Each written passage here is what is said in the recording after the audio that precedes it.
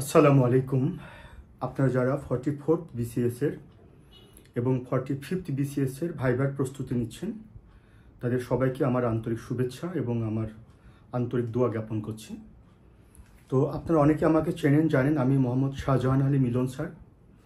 আমি মূলত ভাইবা নিয়ে কাজ করি, অর্থাৎ 29th BCS থেকে আমি BCS এর ভাইবার স্টুডেন্টদেরকে পড়াচ্ছি। অনলাইনে পড়াচ্ছি 40তম BCS থেকে।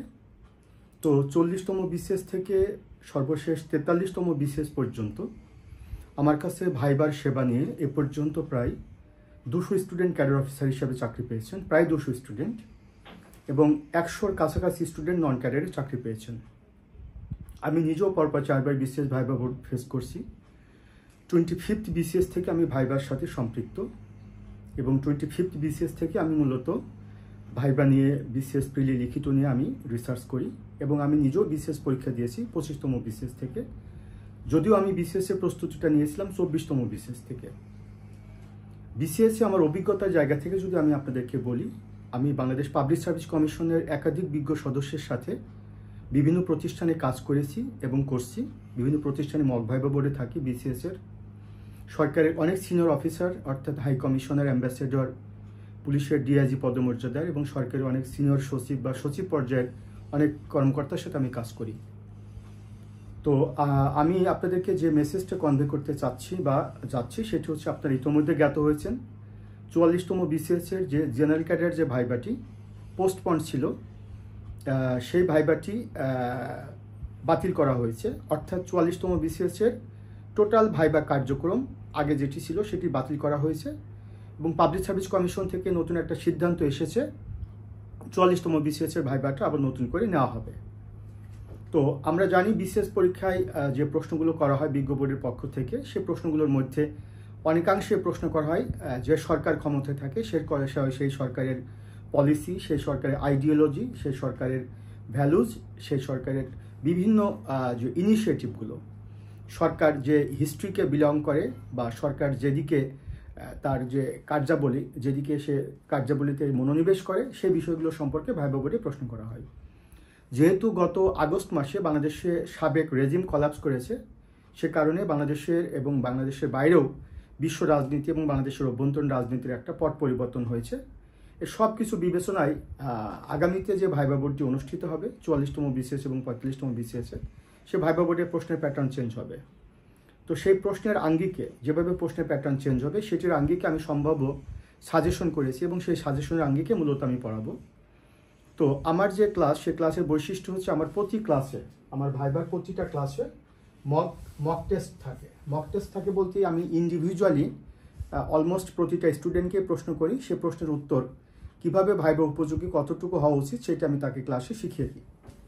এরপরে আমি যে নতুন যে ব্যাচ, সে ব্যাচে স্টুডেন্টদেরকে আমি সম্পূর্ণরূপে নতুন প্যাটার্নে পড়াবো,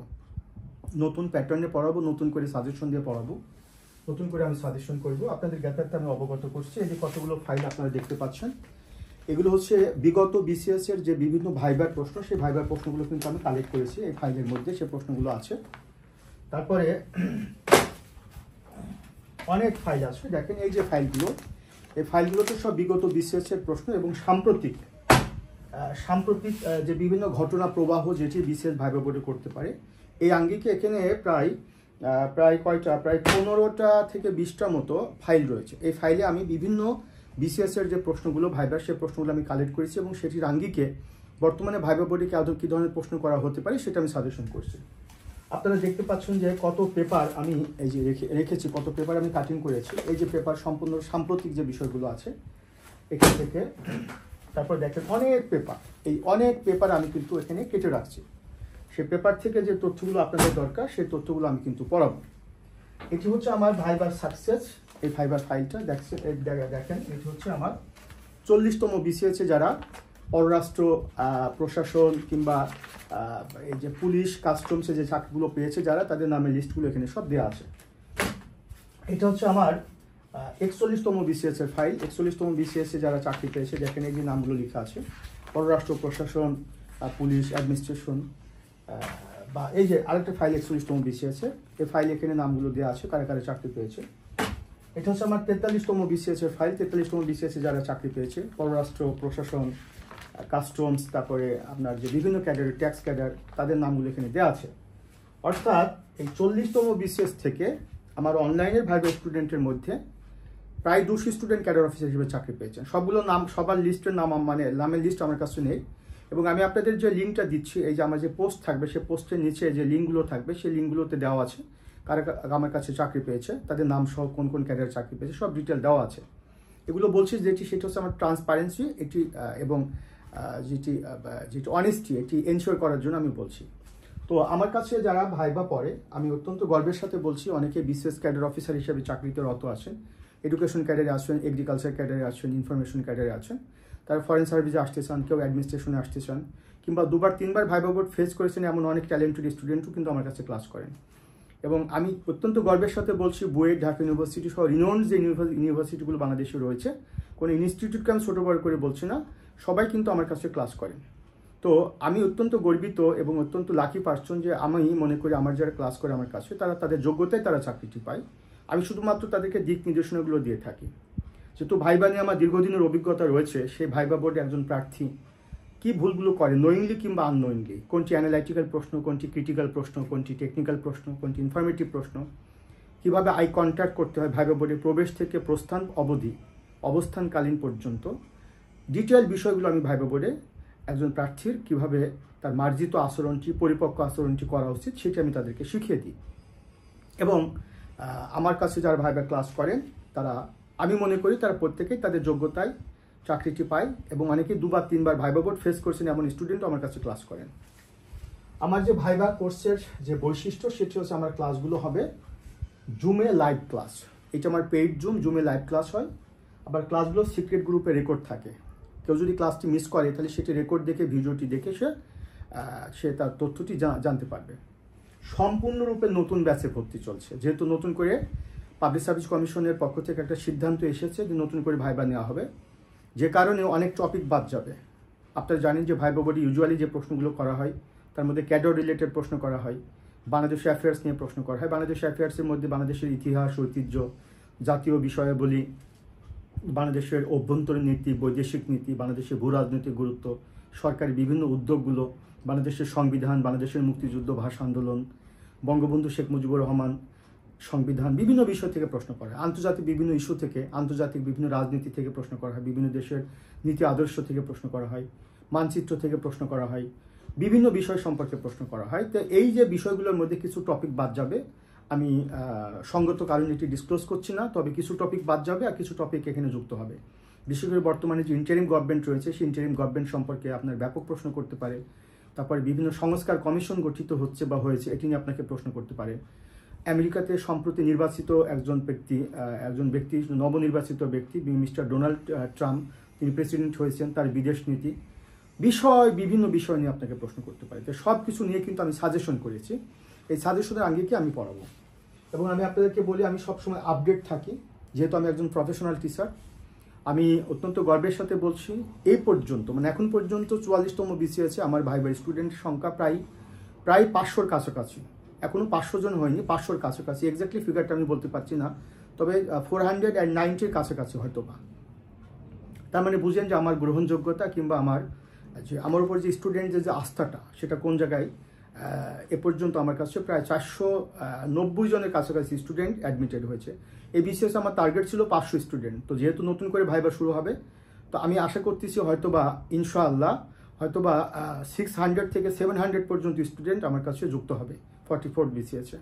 এখন আপনারা কল্পনা করেন বা চিন্তা করেন যে এতগুলো মেধাবী ছেলেমেয়ের সাথে যখন আমার সান্নিধ্য হবে বা আমার সংস্পর্শ হবে, কিংবা তারা যখন আমার সান্নিধ্যে আসবে, তো এখান থেকে কতজন স্টুডেন্ট ক্যাডার অফিসার হবেন তা বুঝতে পাচ্ছেন।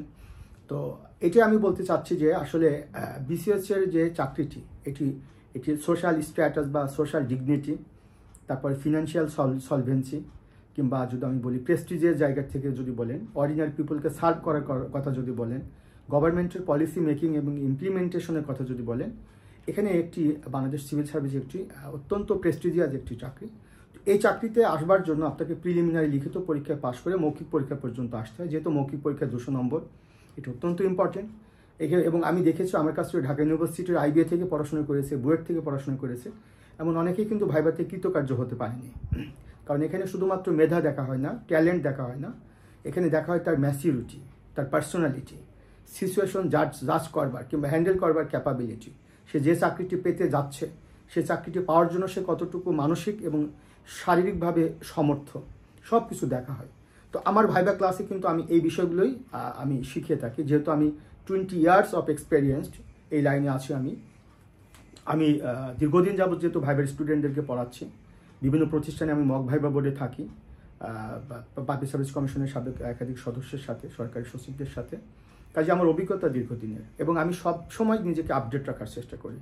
এবং এখন যদি আমি আপনাকে বলি যে সেটি হলো আমার যে ভাইবার স্টুডেন্ট তাদেরকে এই যে আমি স্মার্ট বোর্ড, এই স্মার্ট বোর্ডে দেখেন সব সাজেশন, এগুলো কিন্তু আমার এবারের BCS এর জন্য। আমি যেমন কয়েকটা প্রশ্ন আপনাকে বলি, যেমন আপনাকে প্রশ্ন করতে পারে যে আচ্ছা সংবিধান সংস্কার, সংশোধন, পুনর্লিখন কোনটাকে সমর্থন করেন, কেন করেন?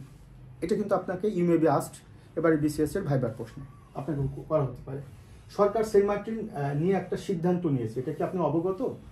বলেন তো সরকার এই সিদ্ধান্তটি যে নিয়েছে, এই সিদ্ধান্তটি কেন নিয়েছে, এর প্রভাবটা কি হতে পারে?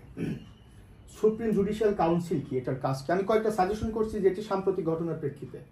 তারপরে আপনাকে এই যে পুরাতন যে শিক্ষা ব্যবস্থা, সেই শিক্ষা ব্যবস্থা নতুন করে সরকার আসতে চাচ্ছে, এটা আপনি কিভাবে দেখেন, কতটা যৌক্তিক মনে করেন?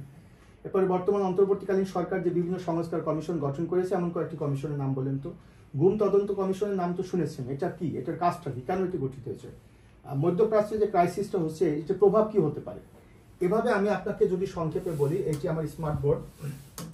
তো দেখতে পাচ্ছেন এই স্মার্ট বোর্ডে আমার ভাইবা নিয়ে, স্মার্ট বোর্ডে আমি আমার ভাইবার স্টুডেন্টদেরকে নিয়ে, যাই হোক এটি অনেক ইনফরমেশন এখানে রয়েছে আমার স্মার্ট বোর্ডে। এখানে ভাইবা নিয়ে আমি অনেক কাজ করি, এবং ভাইবার অনেক সাজেশন এখানে রয়েছে। তো এই সাজেশনের আঙ্গিকে মূলত আমি আমার স্টুডেন্টদেরকে পড়াবো। তো আমি বিশ্বাস করি এবং আমি মনে প্রাণে বিশ্বাস করি, যদি আপনারা এই যে সাম্প্রতিক যে পাবলিক সার্ভিস কমিশনের যে সিদ্ধান্ত, প্রশ্নের প্যাটার্ন চেঞ্জ হবে, এবং আপনারা নিশ্চয় জেনেছেন যে পাবলিক সার্ভিস কমিশনের সাবেক চেয়ারম্যান এবং যে বিজ্ঞ সদস্য যারা ছিলেন পূর্বে, তারা কিন্তু এখন নতুন করে একটা কমিশনের নতুন মাননীয় চেয়ারম্যান এবং বিজ্ঞ সদস্যরা এসেছেন। তো কাজে আপনাকে আগের মতো প্রস্তুতি নিলে কিন্তু হবে না, আগের যে ধারায় আপনাকে পড়তে হতো সেটি কিন্তু হবে না, নতুন করে আপনাকে প্রস্তুতি নিতে হবে। তো যারা আমার কাছে ভাইবা কোর্সটি করতে চান বা আমার এই ভাইবা কোর্সে যুক্ত হতে চান, তাদের জন্য আমি বলছি সম্পূর্ণরূপে নতুন ব্যাচ, 41 নম্বর ব্যাচ, 43 নম্বর ব্যাচ এবং 44 নম্বর ব্যাচ, টোটাল 3টা নতুন ব্যাচে ভর্তি চলছে। নতুন 3টা ব্যাচে ভর্তি চলছে এবং ক্লাসগুলো জুমে হবে, লাইভে হবে, এবং ক্লাসগুলো সিক্রেট গ্রুপে রেকর্ড থাকবে। তো যারা আমার কাছে যুক্ত হতে চান, 01712282980, এটা আমার ফোন নম্বর, এই নম্বর আপনারা কন্ট্যাক্ট করবেন।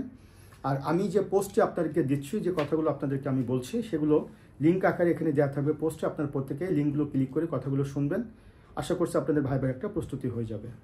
সংক্ষেপে এতটুকুই বলবো যে আপনি অ্যাডমিনিস্ট্রেশন ক্যাডার বা ফরেন অ্যাফেয়ার্স ক্যাডার বা পুলিশ ক্যাডার বা যে কোনো ক্যাডারে আপনি আসতে চাচ্ছেন, ভাইবা বোর্ড আপনাকে যে প্রশ্নগুলো ইনফরমেটিভ প্রশ্ন, সেগুলো যদি আপনাকে করা হয়, সেটির উত্তর দিতে গিয়ে যদি আপনি উত্তর দিতে পারেন, তো সেটির মধ্য দিয়ে কিন্তু আপনার ম্যাচিউরিটি কিংবা আপনার যেটাকে আমি বলবো যে পরিপক্কতা, সেটি কিন্তু জাজ করা যায় না।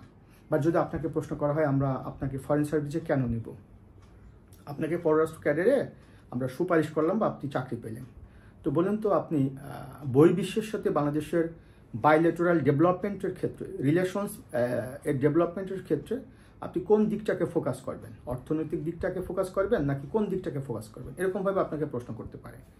বলেন তো অ্যাডমিনিস্ট্রেশন ক্যারিয়ারে আপনি আসতে চাচ্ছেন, তো অ্যাডমিনিস্ট্রেশন ক্যারিয়ারের কি সংস্কার দরকার বলে আপনি মনে করেন, কিংবা অ্যাডমিনিস্ট্রেশন ক্যারিয়ারে চাকরি পেলে আপনার কাছ থেকে জনগণ কি সেবাটি পাবে, স্পেশাল কি সেবাটি পাবে, বর্তমান পুলিশ প্রশাসনের কোন দিকটাকে আপনি বেশি সংস্কারের দিকে মনোনিবেশ করবেন বা মনোযোগ দিবেন, এই টাইপের যে প্রশ্নগুলো আপনাকে করা হবে, কিংবা আপনাকে আমরা সিভিল সার্ভিসে কেন নেব, আপনি নিজেকে মনে করেন কিনা যে আপনি এটির জন্য যোগ্য, আপনার মধ্যে দক্ষতা কি আছে, এগুলো কিন্তু প্রিভিয়াস বোর্ডের প্রশ্ন। এই প্রশ্নগুলো কিন্তু আপনি কোনো গাইড বইয়ে পাবেন না, এগুলো কিন্তু আমি আপনাদেরকে প্রস্তুত করে দিব। তো আপনাদেরকে আমি বলছি যে আমি পেপার কাটিং করছি, সাজেশন করছি, এগুলো নিয়ে আমি আপনাদেরকে পড়াবো সম্পূর্ণ রূপে 3টি নতুন ব্যাচে। তো আপনারা যারা ভর্তি হতে চান আমার সাথে যোগাযোগ করবেন, আর আমি আপনাদেরকে যে তথ্যগুলো শেয়ার করলাম, যেভাবে আপনাকে পড়তে হবে, যে তথ্যগুলো গুরুত্ব দিতে হবে, সেগুলো আপনারা যদি পড়েন, আশা করছি আপনারা সফলকাম হবেন। সবার জন্য দোয়া রইল, শুভকামনা রইল। আসসালামু আলাইকুম।